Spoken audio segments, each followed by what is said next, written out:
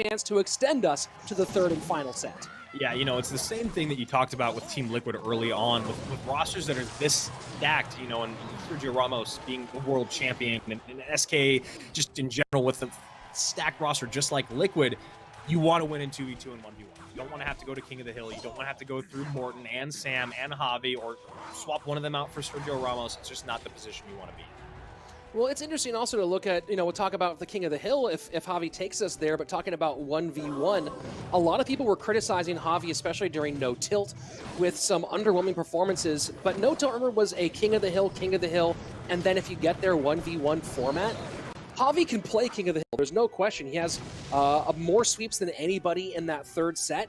But where he really shines is in 1v1. That's where he's really made his name, is in these best of 3 sets. So, I like him a lot in this position, and this is going to be a really interesting final few minutes here in the second set.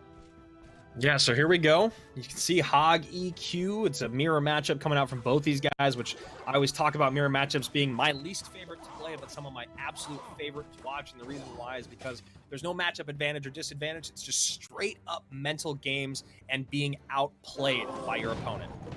Yeah, I mean, these mirror matches can be really hard depending on the mirror match. Sometimes starting hand is a big determinant. Who can get their cycle down the correct way, and also who knows the mirror match, right? Like, there are certain mirror matches that are very well known, where if you know the quote-unquote trick of that match, you can take it over your opponent if they don't know it. We'll see how this one plays out. Obviously, we have another minute and 10 remaining in regulation time. Yeah, and that's one of the most... I'm really glad that you brought that up, because one of the most famous mirror matchups is 2.9, because so many people have run that on ladder for so many years. The thing about that I learned was just ice golem.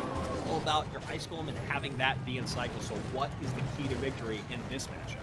Well, so far it seems like Javi's plan is to spell cycle early, getting a lot of damage. This is a precise mirror matchup with no snowball for Javi, instead going with zap, so a little bit different on that respect. Having the knockback for Airsurfer versus the stun for the zap for Javi. But so far it seems like it's been Javi ahead on the spell cycle game, which might end up being the deciding factor.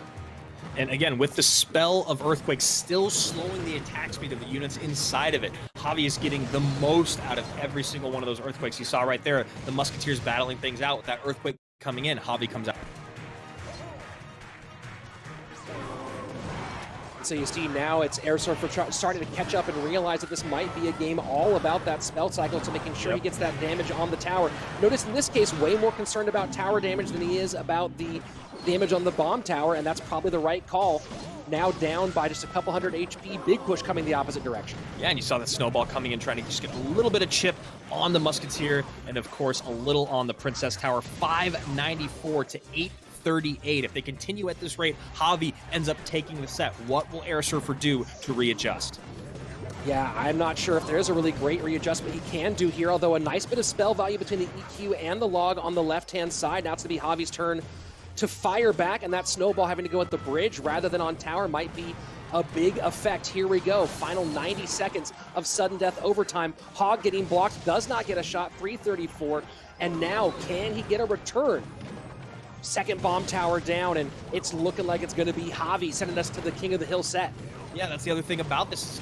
Airsurfer missing those hits on the Earthquake for the bomb tower allows that bomb tower to just play a little bit more defense for Javi14, which again,